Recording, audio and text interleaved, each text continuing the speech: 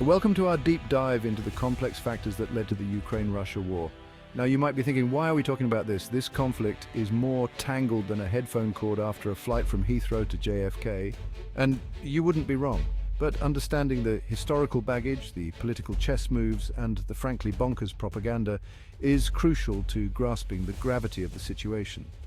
In this video, we'll explore the key elements that contributed to this conflict, from the annexation of Crimea to the role of NATO expansion. We'll dissect the economic factors because, as always, folks, follow the money. And we'll examine the impact of propaganda, which has been so pervasive it would make a Soviet-era newspaper blush. Buckle up, dear viewers, because we're about to unravel a geopolitical knot that would make Alexander the Great reach for his sword. Back in Ukraine, the political scene was as stable as a unicycle on a tightrope. The country was caught in a tug-of-war between Russia and the West. In 2014, Ukraine experienced the revolution of dignity, sparked by rejecting a trade agreement with the EU.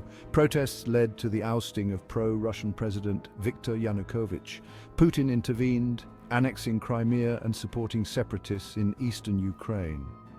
The following years were marked by conflict and political instability. Despite challenges, Ukraine made strides towards democracy and closer integration with the West. The 2014 revolution was a turning point in Ukraine's history. It set the stage for the current conflict as Russia opposed Ukraine's westward drift. Now, let's talk about everyone's favorite subject, money, or in this case, energy resources, which are basically the same thing when you're talking about geopolitics. See, Ukraine sits on some of the most important gas pipelines connecting Russia to Europe. Russia supplies a significant portion of Europe's natural gas needs, and those pipelines that snake through Ukraine are a crucial part of that energy equation.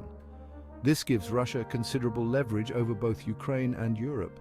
They can turn off the gas tap whenever they like, which they've done in the past, just to remind everyone who's in charge. Ukraine, meanwhile, relies on those transit fees for a not insignificant chunk of its budget. This energy interdependence creates a complex web of economic and political incentives.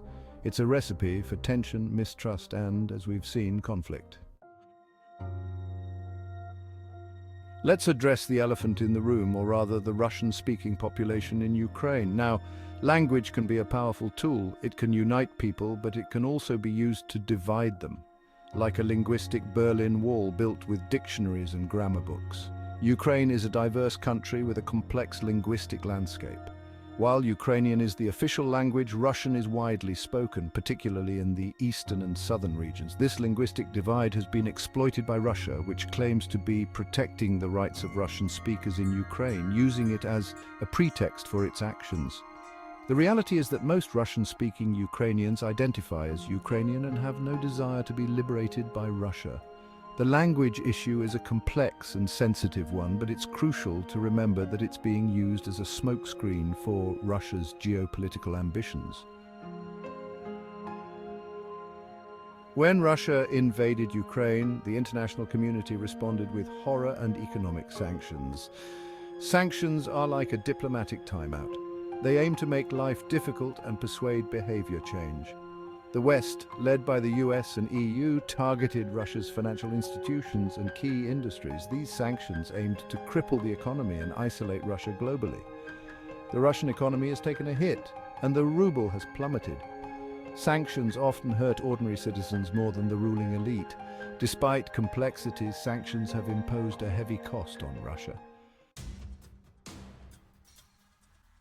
In the age of social media and instant information, the battle for hearts and minds is just as important as the one being fought on the ground. And in this arena, propaganda is king, and disinformation is its queen.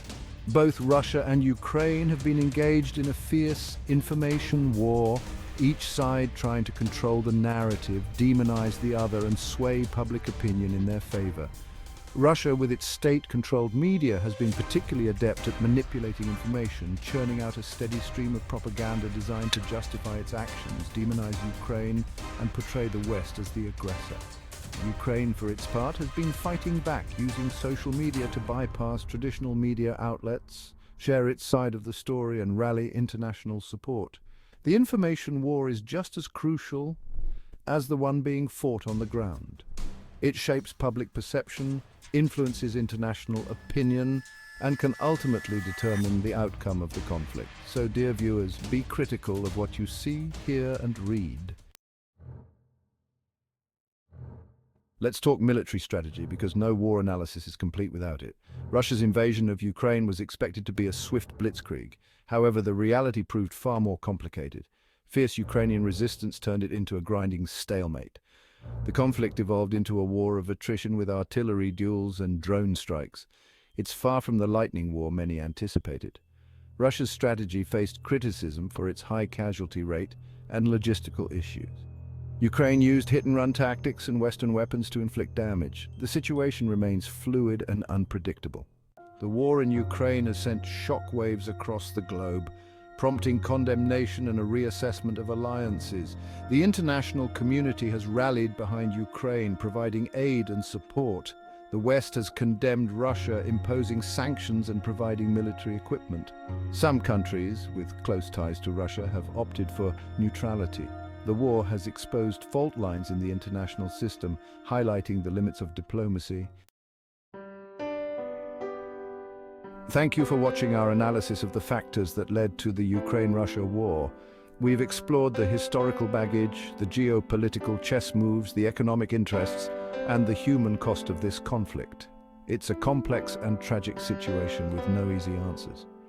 As we've seen, the road to war is paved with a complex web of historical grievances, political miscalculations, economic interests, and human tragedies. Understanding these factors is crucial to navigating the current crisis and preventing future conflicts. It's a reminder that peace is not a passive state, but an active choice that requires constant effort, dialogue, and a willingness to understand perspectives different from our own. Don't forget to like, share, and subscribe for more in-depth content. Let us know your thoughts in the comments below.